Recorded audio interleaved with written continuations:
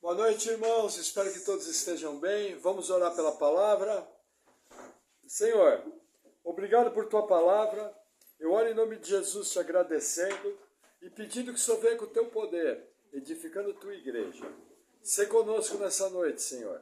Em nome de Jesus. Amém. Amém, irmãos. Veja, chegamos hoje no último capítulo de Esdras. O que acontece, irmãos? A coisa mais legal dessa história é que ela não vai acabar aqui. Porque na quarta-feira nós vamos começar o livro de Neemias. E só para os irmãos entenderem, na Bíblia hebraica não existia livro de Esdras e livro de Neemias. Existia primeiro Esdras e segundo Esdras. Aí, por um costume cristão, nós temos que lembrar que os livros da Bíblia, quando eles foram escritos, eles não tinham título. Quem colocou o título fomos nós. E aí, por uma questão de escolha, passou a ser um hábito no meio cristão definir primeiro Esdras como Esdras. E segundo Esdras passou a ser chamado Neemias. Inclusive, vocês vão ver na sequência que tanto Esdras como Neemias chegaram a exercer o seu ministério juntos em Jerusalém. Então, o que nós vamos ver hoje é o final do chamado livro de Esdras, mas a história continua. É a mesma época, é o mesmo ambiente e a mesma situação, que qual é? É a restauração do culto ao Senhor. Lembrando, na quarta-feira passada, nós tivemos uma palavra extremamente dura, uma palavra de denúncia do pecado, uma palavra de confronto do povo de Deus, uma palavra de exortação. E a ideia do capítulo 9 de Esdras é despertar o povo para uma vida de santidade, para uma vida de limpeza espiritual, de estarmos de pé diante de Deus. E agora, no capítulo 10, nós vamos ver o desdobramento. Vou fazer uma pequena recapitulação. Esdras faz uma viagem de 1.500 quilômetros. Ele leva 4 meses. Eles são livrados por Deus de uma série de armadilhas no caminho, porque eles carregavam 25 toneladas de prata e 3,5 toneladas de ouro. E todo mundo queria botar a mão nessa grana.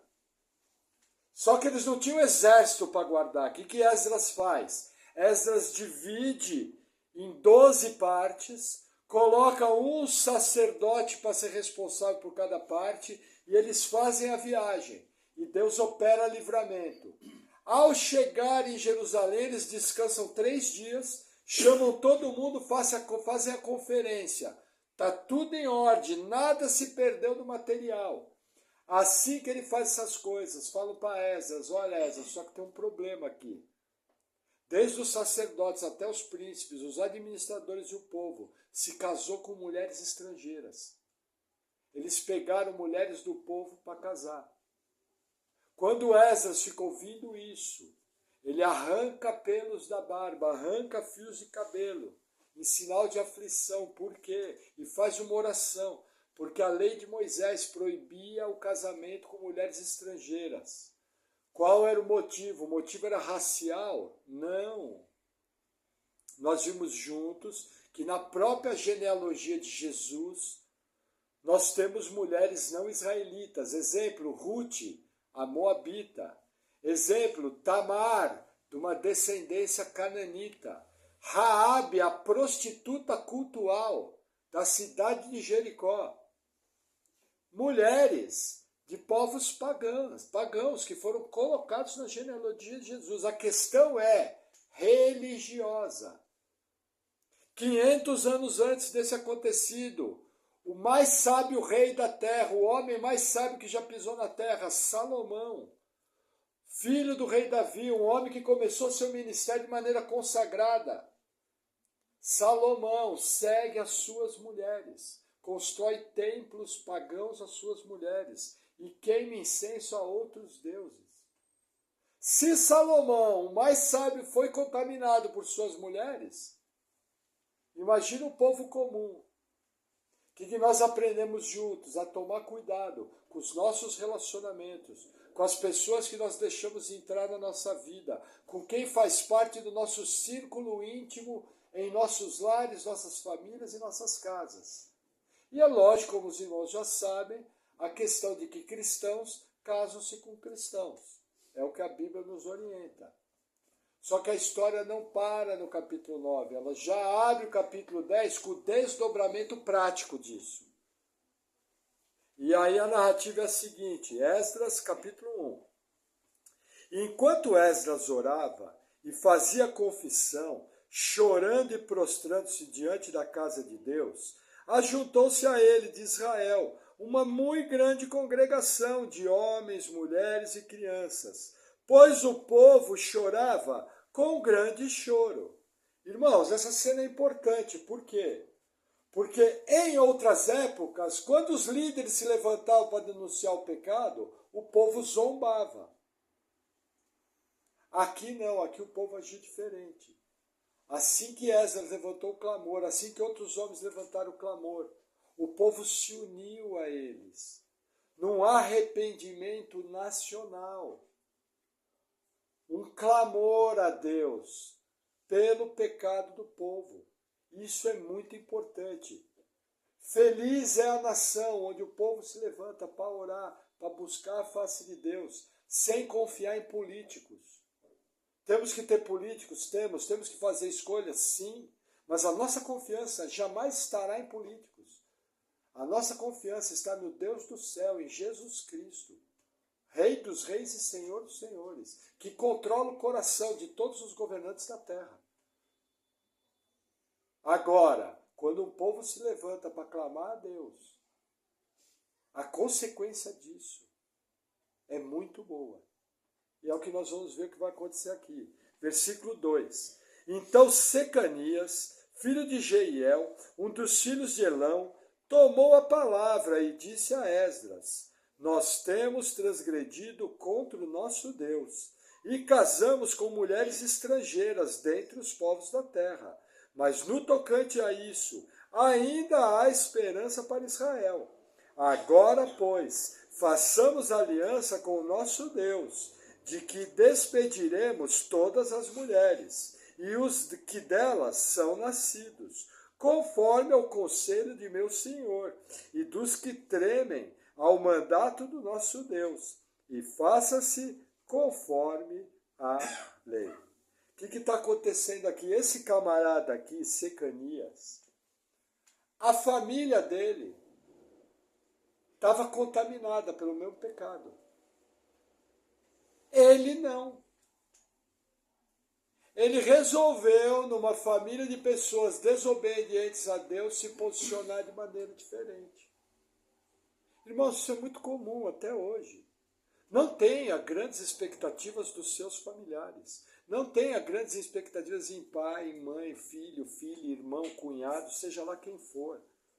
A fé é pessoal. Cada um vai dar contas de si a Deus. Muitas vezes você vai estar fervendo na sua fé.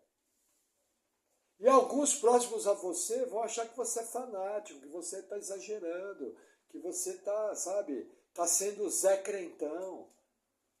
Entendeu? Isso é comum. Agora, o mais importante, o que é? Esse camarada aqui não se preocupou. Esse camarada tinha uma posição religiosa. Ele tinha uma posição em Deus. E de acordo com essa posição, ele se levanta e fala, nós temos uma solução. E a solução é, nós vamos despedir todas as mulheres e os filhos. Uma solução radical. Mais à frente nós vamos conversar sobre as consequências disso. Para a nossa cultura, isso seria um absurdo. Ah, pastor, então quer dizer que se eu sou crente e minha mulher é descrente, eu tenho que me separar? Não. Porque o Novo Testamento, através do escrito do apóstolo Paulo, fala o seguinte: se o seu cônjuge é incrédulo e ele permite que você venha para a igreja, não se separe, porque a tua família vai ser santificada, vai ser abençoada pela sua fé. Se preocupe em dar bom testemunho, em amar o seu cônjuge, cuidar bem dele, para que ele seja ganho, sem nenhuma palavra, através do seu bom testemunho. E entenda, não é garantido que ele vai ser salvo. Você não sabe se vai salvar teu marido, se vai salvar sua mulher, mas não se aparte. Agora, se o cônjuge quiser te abandonar, que abandone. A partir dali você volta para a vida de solteiro e pode contrair outro casamento no Senhor, com uma pessoa que conheça Jesus. Agora, nos dias do Antigo Testamento, era proibido. Não podia ter mulher. Então, o que o tal de Secanias está falando, ele não está fazendo apenas o cumprimento da lei. Agora, mais à frente, eu vou dar alguns detalhes disso, porque na nossa cultura ocidental, século XXI, é um absurdo. Só que nós temos que entender o seguinte, Abraão, o pai da fé, não tinha nem Bíblia escrita. Deus chegou para ele e falou, olha, você vai ter que despedir Agar, sua concubina egípcia, e Ismael, filho dela. Mas fica tranquilo que eu vou cuidar dele. E dele eu vou tirar 12 grandes povos. O que Deus faz? Agar coloca o menino de lado, para morrer de sede. Ela se retira a uma distância de 50 metros e acha que vai morrer.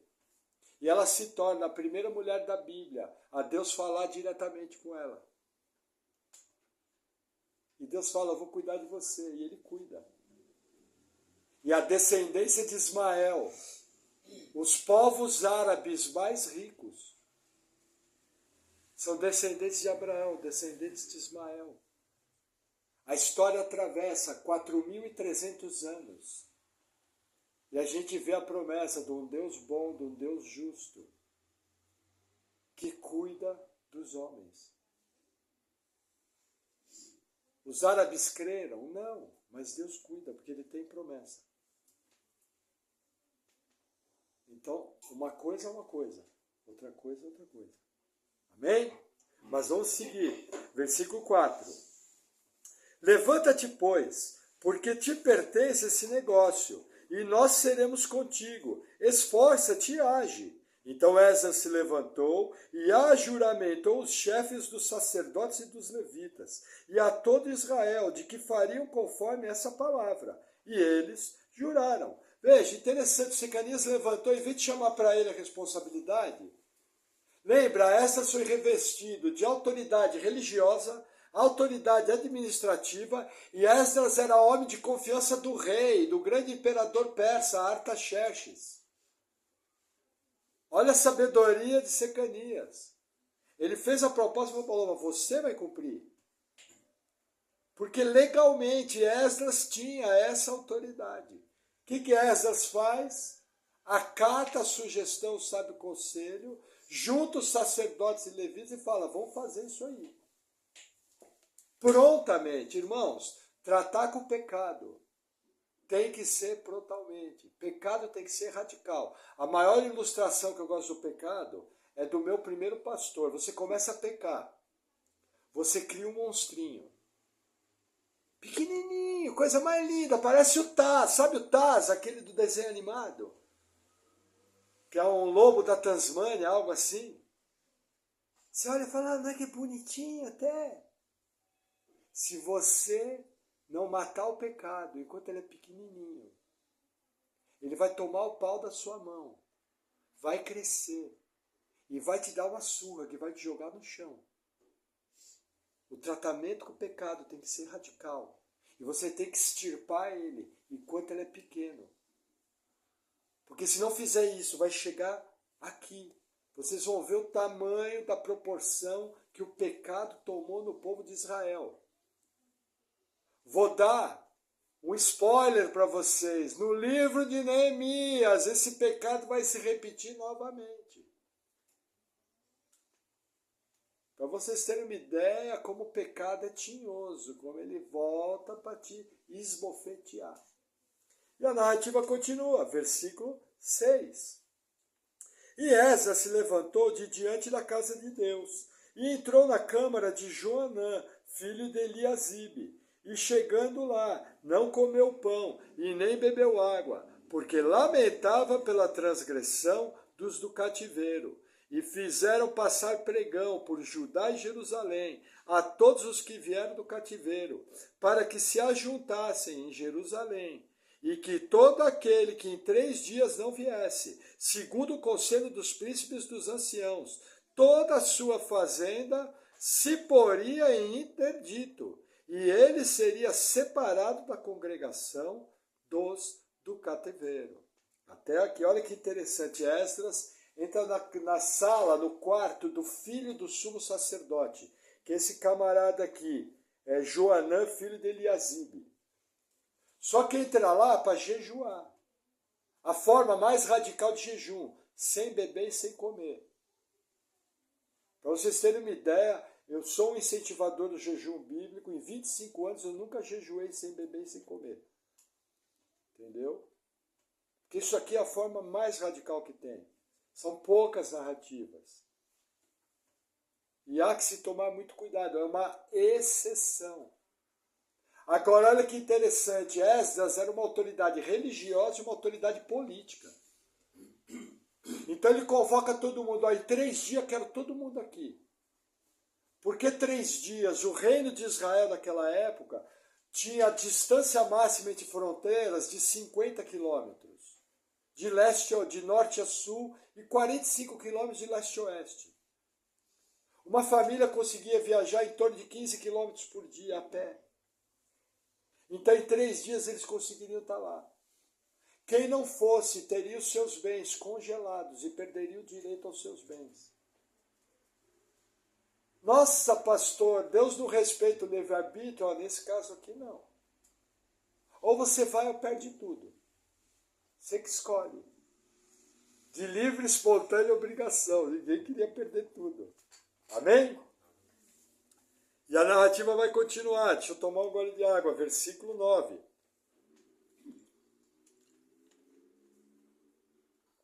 Então, todos os homens de Judá e Benjamim, em 3 dias se ajuntaram em Jerusalém. E era o 9º mês, aos 20 dias do mês. E todo o povo se assentou na praça da casa de Deus, tremendo por esse negócio e por causa das grandes chuvas. Veja, aqui é uma época de final de ano. Final de ano é a entrada do inverno. Final de ano é temporada das chuvas em Israel. Chuva chovida. Chuva forte, chuva torrencial por 2 ou 3 semanas e chuva gelada, numa temperatura baixíssima. Nós aqui de Curitiba sabemos que tipo de chuva que é essa. E o povo foi. E não havia nenhum ginásio. Não cabia tudo isso de gente dentro do templo. O povo ficou ao ar livre, se virando da maneira que podia. Situação radical. E às vezes a gente fica fazendo conta, nossa, hoje estou com frio, não vou para a igreja. É algo para se pensar. Já pensou você viajar 50 quilômetros a pé? Ah, pastor, mas ninguém faz isso. Eu lembro que em 2008, na igreja que eu congregava, nós fizemos uma campanha de arrecadação para mandar bicicletas para um país chamado Moçambique. Porque os irmãos lá caminhavam de 20 a 30 quilômetros no areão quente da África para ir fazer um culto. Se você caminhar 6 km por hora, que é muito difícil, 5 km por hora, eles levavam de 4 a 5 horas para chegar na igreja. No chão escaldante da África. Culto na África não é que nem o nosso, que dá 1h15 de culto, você já está olhando para o relógio. Sabe? preocupe, eu também já fiz isso. Culto na África é 3 horas, 4 horas. Só que tinha uma questão, a hora que acabava, tinha que caminhar com a família toda mais 4, 5 horas. Quer dizer, dia de culto, o camarada perdia o dia inteiro, do nascer do sol ao pôr do sol, para adorar a Deus. Hoje fazem isso. Os caras não têm nem o que comer direito. E a grande maioria daqui, tirando uma exceção ou outra, sobe numa caranga maluca, com um banquinho gostoso, liga a caranga e vem confortavelmente com o seu ar-condicionado ligado para a igreja, que é mais ou menos a meia hora, 45 minutos da sua casa, no máximo. E eu fico fazendo conta se eu vou para o culto. E aí, durante a semana, eu saio falando para as pessoas que Deus é prioridade na minha vida. E que eu sou um cristão, que sirvo a Deus de todo o meu coração. Talvez eu perdi alguma coisa na história. Tem alguma coisa errada entre o diálogo e a atitude. Será que Deus é realmente o primeiro na minha vida? Ou é o meu umbigo? Ou é o meu conforto? Ou é a minha vontade? Algo para se pensar. Amém? Não olhem feio para mim, só estou lendo aqui. Versículo 10. Então se levantou Esdras, o sacerdote, e disse-lhes: Vós tendes transgredido, e casastes com mulheres estrangeiras, aumentando a culpa de Israel. Agora, pois, fazei confissão ao Senhor Deus de vossos pais, e fazei a sua vontade, e apartai-vos dos povos da terra, e das mulheres estrangeiras. E respondeu toda a congregação, e disse em altas vozes, assim seja, conforme as tuas palavras, nos convém fazer. Olha que interessante, uma santa convocação. O povo todo reunido em todas as vilas. E Esdras faz essa promulgação. O povo imediatamente concorda. Irmãos, tem uma coisa aqui, uma teologia sobre o pecado nessa passagem muito importante. Pecado só é resolvido mediante confissão. Confissão a quem? A Deus. Não existe intermediário. É você diretamente com Deus. Só que é necessário chamar pecado de pecado. Mais ou menos a oração estilo pastor Maurício. Deus, só sabe que a gente não presta mesmo. Como eu gosto de dizer, sabe que é tudo nós cego. Senhor, nós pecamos. Senhor, eu menti. Senhor, eu sou vaidoso. Senhor, minhas prioridades de vida estão todas trocadas. Perdão. Senhor, eu te louvo com a minha boca, mas o meu coração e as minhas atitudes estão longe de ti. Tudo começa pela confissão. Quando que a minha confissão envolve outras pessoas? Quando você sabe que você pecou feio, por exemplo, contra o seu cônjuge. Lógico, isso não acontece com os irmãos, acontece comigo. Entendeu? Por exemplo, ontem estava chegando no carro, aí fiquei meio preso pelos pilares aqui da garagem, que tem que ter um bom motivo, né? Pastor só peca quando tem um bom motivo. Sabe, pastor anda 2 palmos do chão, né? Só levitando 2 asinhas de anjo, né? Aí eu fiquei meio preso pela porta. E a minha esposa precisando entrar em casa logo. Eu estava apurada. Ela falou, amor, dá a chave. E falou apurada, coitada. Falei, calma, estou preso aqui pelo carro, teu filho. Manobrou errado, eu fiquei preso. Teu filho, né? Porque quando faz certo é meu filho, quando faz errado é filho dela. Vocês não sabem disso? Principalmente quando é menino. Toda coisa boa vem do cromossomo Y. E toda coisa ruim vem do cromossomo X. E quando é menino é assim, o cromossomo X bom vem do pai, que é pastor. Brincadeira, irmãos, é que a gente tem as piadinhas aqui em casa. Eu falei, calma que eu te dou. Aí a Paula falou, pô amor, você foi grosso. Como eu não sou maluco nem nada, não que eu seja bom, mas eu não sou maluco, eu sou pastor. Se eu errar, o mundo desaba na minha cabeça. Aí na hora eu falei, ô amor, me perdoa, fui grosseiro mesmo. Você me perdoa? Ela perdoou.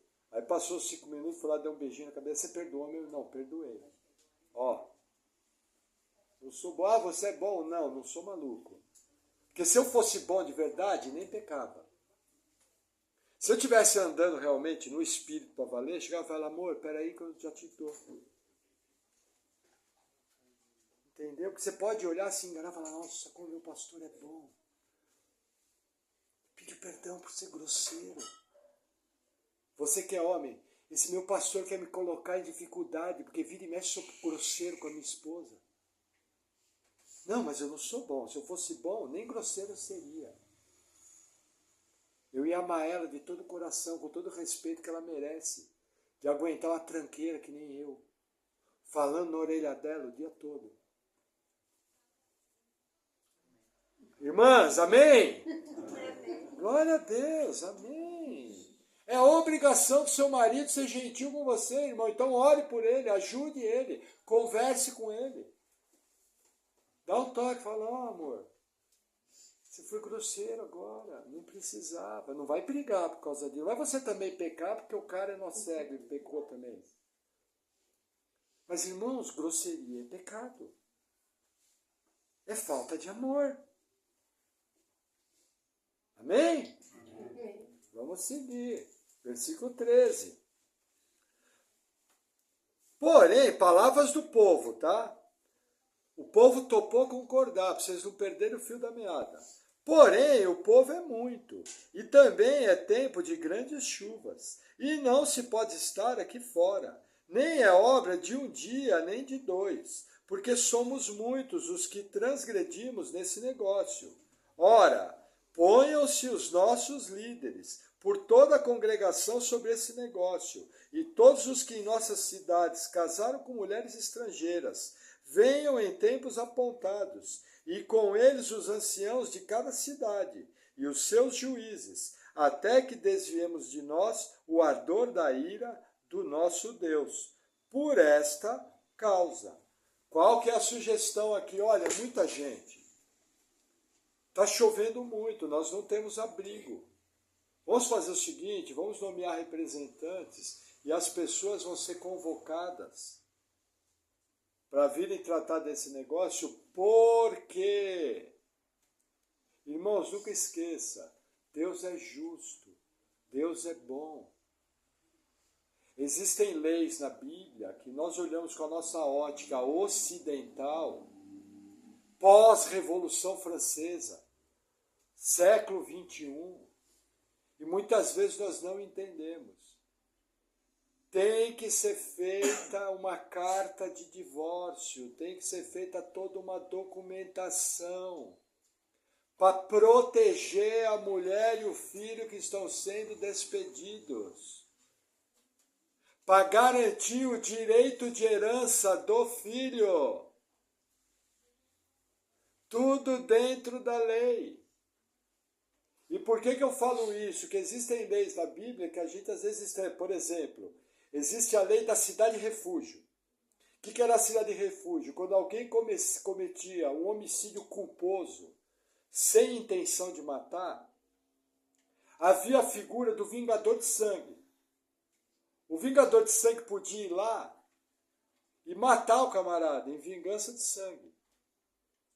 Só que como não tinha sido intencional, Deus nomeou cidades, que aquela pessoa que cometeu o crime podia se refugiar nela e viver uma vida normal. E dessa forma não ser morto. Como funcionava no mundo antigo? Lembra aquela lei? Olho por olho, dente por dente? Que o pessoal interpreta assim, olha, se você me der um tapa, eu vou quebrar a sua cara. Não é assim que o pessoal interpreta? Vou arrebentar a sua fuça. Não é assim? Só que não é isso que a lei está falando. A lei está dizendo o seguinte, olha, se o cara te ferir a mão, O limite seu é ferir a mão dele, você não pode passar disso. É o chamado princípio da proporcionalidade. Como é praticado até hoje nas leis modernas, que vem do direito romano, que vem da base mosaica. Entendeu? Como é que funcionava no mundo antigo? Na lei de Moisés, o marido estava desconfiado da mulher, que a mulher estava traindo ele. O que ele fazia? Ele levava ela para o sacerdote dava uma água diferenciada para ela beber, e se a barriga dela inchasse, ela era considerada culpada, senão não. Ele fala, nossa, pastor, que maluquice. Você está querendo me dizer que quando o cara ficava enciumado, dava uma água cheia de cinza para a mulher tomar, e se a barriga inchasse, se a perna inchasse, ela era considerada culpada? Você é maluco, pastor? Irmãos, não existe água que faça inchar uma barriga, que faça inchar uma perna. A grande maioria das mulheres era levada ao sumo sacerdote, bebia água e não acontecia nada. Eram raros os casos que acontecia. O que acontece? No mundo antigo, se o marido simplesmente desconfiasse da mulher, ele matava ela de maneira cruel, sem nenhum direito. Deus, para proteger as mulheres, colocou essa lei. E o próprio Deus era quem fazia com que a barriga inchasse. Porque o texto fala, se a barriga, ela é culpada diante do Senhor. Se você for estudar o texto, vai ver que existem indícios no texto que mostram que era Deus que denunciava. Para quê? Para proteger a mulher. Da mesma maneira, acusam o cristianismo de ser patriarcal. É patriarcal? Sim, na questão pastoral. Oficiais da igreja são apenas homens, que são presbíteros e diáconos. Só. O resto, uma mulher pode exercer vários ministérios dentro da igreja. Ela pode servir ao Senhor em vários ministérios. Só que no mundo antigo, eles discutiam se mulher tinha alma. O apóstolo Paulo, como eu costumo dizer, tocou o horror. Chegou e falou, olha, vocês não apenas vão aceitar mulheres, vocês vão ensiná-las. Porque elas são co-herdeiras da graça, junto com seus maridos. E é o seguinte, marido, amai vossas mulheres como Cristo amou a igreja, a ponto da sua vida por ela. Tu ainda, além de amar, vai ensinar, vai proteger. E se ela tiver alguma dúvida, você trata de estudar a Bíblia. Bem estudada, porque você é responsável por edificar a vida dela. Entendeu, Jaguara? Não, Jaguara foi eu que falei. E aí querem acusar a Bíblia de injusta. Não, Deus é justo, Deus é bom, Ele protege. Aqui, no mundo antigo, quando o marido resolvia se divorciar, olha, em alguns lugares eles não deixavam matar. Porque se deixasse, o cara amarrava a mulher numa carroça e saía arrastando. Até ficar só a corda. É, gente, é mundo antigo. É coisa cruel. O mundo melhorou por causa do cristianismo. Quem deu valores para o mundo ocidental foi o cristianismo. Por isso que ele é tão combatido hoje pelos comunistas. Porque eles odeiam o cristianismo. Porque o cristianismo dá sentido de família, de pai, mãe, filhos, propriedade, trabalho, honestidade, valor, altruísmo. Sabe a figura do herói? Aquele cara que está pronto para morrer, para salvar a vida de todo mundo? Veio do cristianismo. O herói grego era exatamente o contrário do herói cristão. O herói grego queria promover o nome dele. O herói grego queria pegar toda a mulherada da vila. Ele queria ser famoso para ter um monte de mulher bonita, para levar para casa dele, um monte de grana para gastar em bebedice e churrasco. Ele não estava nem aí se ia morrer um, se ia morrer dois, se ia morrer três. Ele queria fazer o nome dele. O herói cristão é exatamente o oposto. O herói cristão é uma figura de Cristo, que está pronto de dar sua vida pelos outros. Essa é a mesma figura que nós, homens, sacerdotes do lar, temos que carregar. Não é uma opção, é uma obrigação. Amém? Amém? Glória a Deus por isso. Glória a Deus que Deus escolhe miseráveis pecadores como eu, como você. Nos dá uma incumbência e nos capacita por sua santa palavra.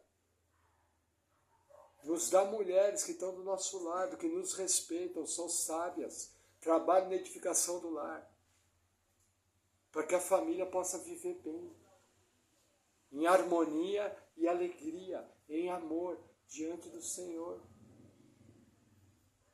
Lembra da figura do herói, ela é para todo mundo. Mulheres, homens, filhos, dá vida, se dedicar.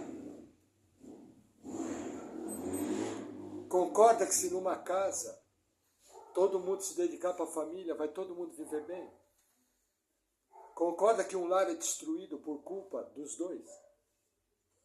Pode ser um mais, outro menos, mas os dois. Quando um não quer, dois não brigam. Percebe? Estou falando todas essas coisas por quê? Porque nós que nos chamamos cristãos carregamos valores como esses. Valores de obediência. O povo falou, Esdras, entendemos, concordamos. Vamos despedir nossas mulheres, mas isso precisa ser feito segundo a lei de Moisés. É muita gente, é muito tempo, é muita chuva. E aí eles têm um plano, eles têm uma estratégia para acertar o assunto. Vou dar um exemplo básico. Por exemplo, você lesou alguém financeiramente, você pediu dinheiro emprestado e não pagou.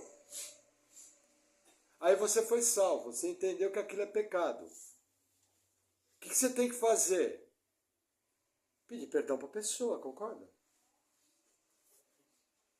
Você lesou ela. Só pedir perdão? Não, você tem que devolver a grana. Aí você olha para o cara e fala, ó, o negócio é o seguinte, lembra aqueles R$1.000 lá? Lembro, vou te pagar. Essa é a notícia boa. O cara já vai ficar alegrinho, concorda? Só que a notícia ruim é o seguinte, vai falar, só que é o seguinte, eu não tenho 20 conto no bolso. Mas eu vou dar um jeito, vou te pagar um pouquinho por semana e você não vai sair lesado. Vou dar um exemplo. Os irmãos sabem que quando eu fui salvo, se eu chamava minha esposa de meu bem, o banco vinha e tomava. Então eu não podia chamar ela de meu bem, porque eu devia, pra vocês terem uma ideia, 25 anos atrás eu devia R$44.000. Um Uno 1000 custava 13. E era um carrinho top. Entendeu? Chegamos na igreja toda alegre, perdão em Cristo. A primeira coisa que o pastor falou, ó, vai listar todas as dívidas. Todo mundo que você deve o valor. E você vai procurar essas pessoas para pagar. E pedir perdão também. E falar que você pecou contra ela. Porque aqui nessa igreja não tem Deus lhe pague, não. Você não foi homem de fazer as dívidas, então agora você vai ver o sobrenatural de Deus e você vai ser homem de pagar o outro. Isso é testemunho cristão. Isso é fazer o certo. Preto no branco. Cristão carrega um bom nome. Cristão faz as coisas claras. Legalmente. Tudo bonitinho. Amém? Vamos seguir. Versículo 15. Porém, somente Jonatas, filho de Azael, Jazeías, filho de Tiquivá, se opuseram a isso, e Messulão, e Sabetai, levita, os ajudaram. Veja, sempre vai ter a turma da oposição. Sempre. Irmãos, eu lembro, quando eu fui salvo, À medida que eu me posicionava em Cristo, a primeira perseguição vinha da família. E eu era chamado de fanático religioso. Até hoje a turma acha que eu sou meio maluco. Eles não estão errados que eu sou meio maluco mesmo, mas não maluco do jeito que eles pensam. Mas até hoje, tenho certeza, nossa, certeza. Radical é o melhor apelido que tem. Mas eu não estou preocupado. Estou preocupado com o que Deus pensa. Lógico, não sou tolo, não fico afrontando.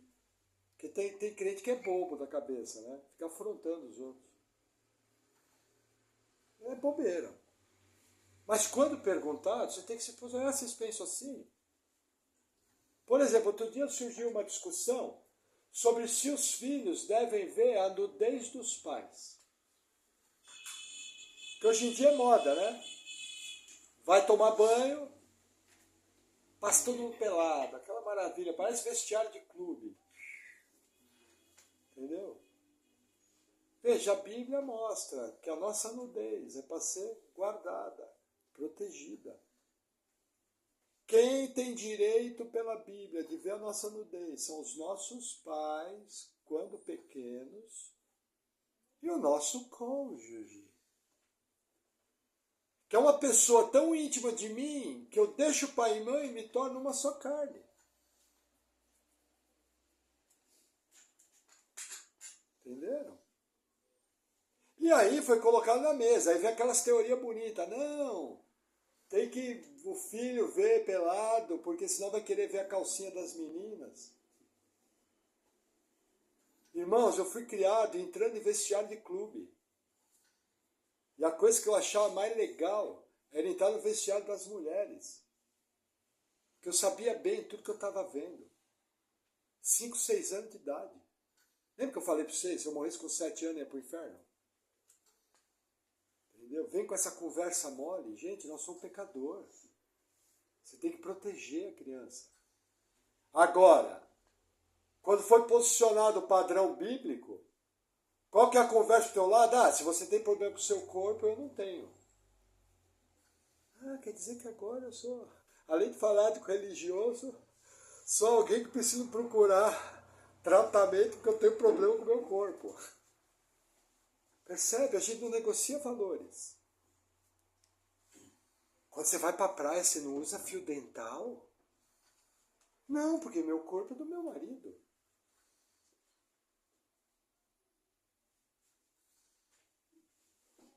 Tem um dono. O corpo do marido tem uma dona. Só ela tem direito ao corpo dele. Mais ninguém. É o que a Bíblia ensina. Agora confronta isso. Fanático religioso.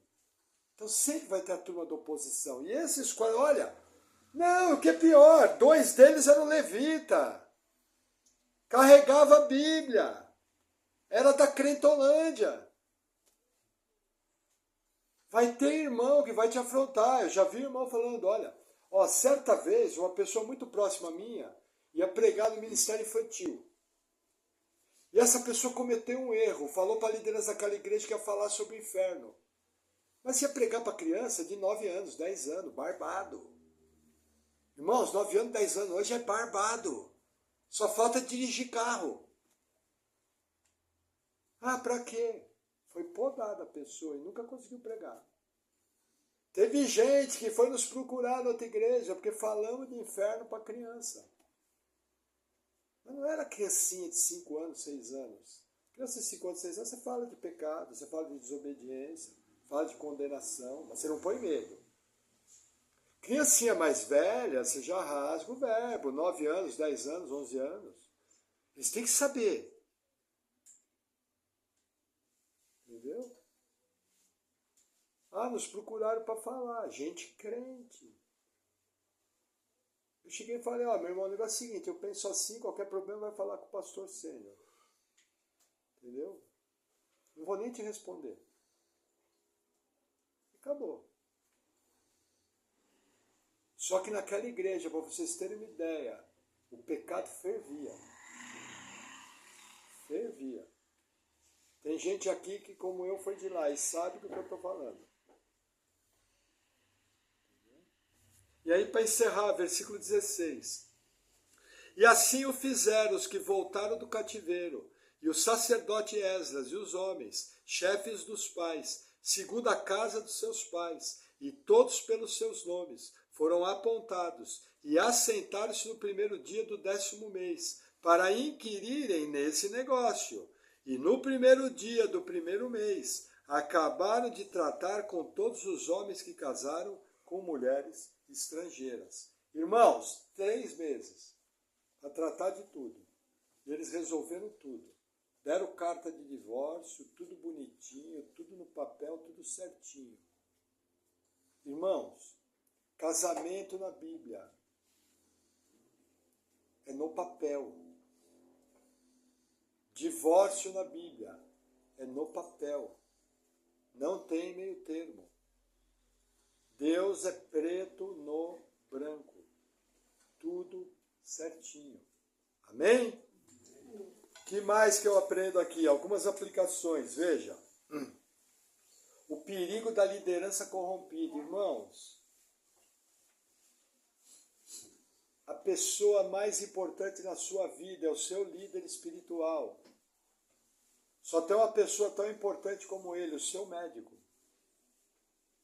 Jamais aceite uma liderança espiritual corrompida que não segue a Bíblia. Nós somos batistas. Se algum dia você vê eu ensinar aqui, ao contrário a palavra, é seu papel denunciar o pecado e levar o caso para a igreja. E se o caso não for tratado, o pastor tem que ser jubilado da igreja. Está no nosso estatuto. Existe uma maneira de ser questionado os ensinos que partem daqui do púlpito. E a igreja tem o direito de me jubilar e colocar outro pastor. Ah, pastor, mas o prédio que a gente se reúne é seu. Ah, beleza. Faça do mesmo jeito. Cada um bota um dinheirinho, aluga uma salinha e vai. Mas não fica debaixo de pastor corrupto. Primeiro não é pastor, né? É lobo. Mas não adianta. Você precisa saber aonde que você está colocando a sua vida e a sua família. Não admita nada além do que um pastor que é correto na Bíblia. Tem pecados, tem falhas, mas é bíblico. E é confiável. E é alguém preto no branco. Sim, sim, não, não. Amém? Que mais? Única solução para o pecado, arrepender e cortar. Só tem isso. Que mais? O orgulho se opõe ao arrependimento. Ah, mas isso aí não é pecado. Ah, não dá nada. Isso é orgulho. Tá? Que mais? Deus está acima da família e das nossas relações pessoais. É o que a gente aprende no capítulo. Jesus falou, aquele que vem após mim e não desagrada pai, mãe, irmãos, não pode ser o meu discípulo. Vai haver um momento em que você vai ter que pagar um preço, em que você vai ter que fazer uma escolha entre agradar a Deus ou agradar a sua família. E pode ser até que seja o seu cônjuge. Que pode ser que o seu cônjuge fale, vamos fazer tal coisa. E você vai ter que olhar para ele, olha, isso eu não faço, porque é contrário à Bíblia. A Bíblia ensina que a mulher tem que ser submissa, é o que eu chamo de submissão ativa. É aquela mulher guerreira que luta junto, está junto com o cara, tem um projeto de vida, está debaixo da mesma missão. Como a irmã Paula costuma falar, está em cima de um motão a 200 por hora sem capacete. Grudada no cara, o cara entra na curva, ela entra junto, porque senão cai os dois. É submissão ativa, está debaixo da mesma missão. Só que é o seguinte, foi contra a Bíblia, não é obrigado a obedecer. E traz o caso para o pastor, que aí a igreja vai tratar disciplinarmente. Entendeu? Ah, meu marido nem vem para a igreja. Tranquilo, você com muita calma e muito respeito chega para ele e fala, olha amor, você sabe que eu te respeito em tudo, você sabe que eu te amo, mas isso aí eu não posso fazer. Porque vai contrário à minha fé. E acabou. Amém? Principais ídolos que a gente precisa tomar cuidado. Dinheiro, trabalho, lazer, filhos, atividades sociais. Irmãos, nós vivemos num mundo maluco.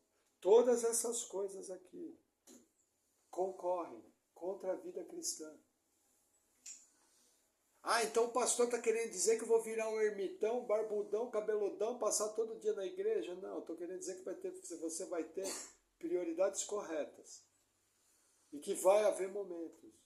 E que você vai abrir mão da sua vontade, pegar a sua cruz e fazer a vontade de Deus. Irmãos, cuidado com a atividade social. Cuidado com festinha. Cuidado com aniversarinho. Tem gente que começa a deixar de trazer os filhos para a igreja. E começa a ir em festinha. Quando os amiguinhos ficam mais velhos, eles vão ficar adolescentes junto. Só que aqueles amiguinhos da festinha infantil é tudo ímpiozinho. E vão tudo fumar baseadinho. E encher a cara. E vão dar pro seu filho. E você vai vir aqui na igreja com o olho cheio de lágrimas falando, pastor, por que ele era tão bonitinho, ele orava antes de comer, pastor. É, meu irmão, agora é tarde, passaram 10 anos. Por que você não trouxe para a igreja? Para receber a influência da igreja. Irmãos, ou você contagia, ou você é contagiado. Não tem meio termo. Vai na festinha, aproveite, curta a família, curta os eventos sociais, mas chegou a hora do culto. Bom, agora eu vou cultuar o meu Deus. Porque se eu tenho saúde, se eu tenho carro, se eu tenho tudo, foi Ele que me deu. O quê? Você vai embora agora? É, eu vou. Quer ir comigo para a igreja? Fanático religioso. Mas lembra, se você é um crente de verdade, você não é mais dono da sua vida.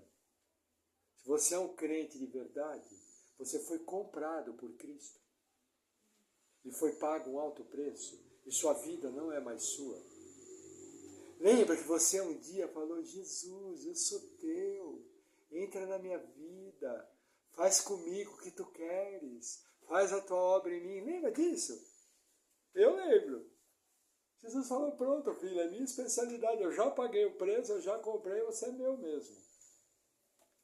Tenha prioridades corretas. Remova os ídolos da sua vida, para a honra e glória do Senhor. Amém? Vamos orar? Glória a Deus.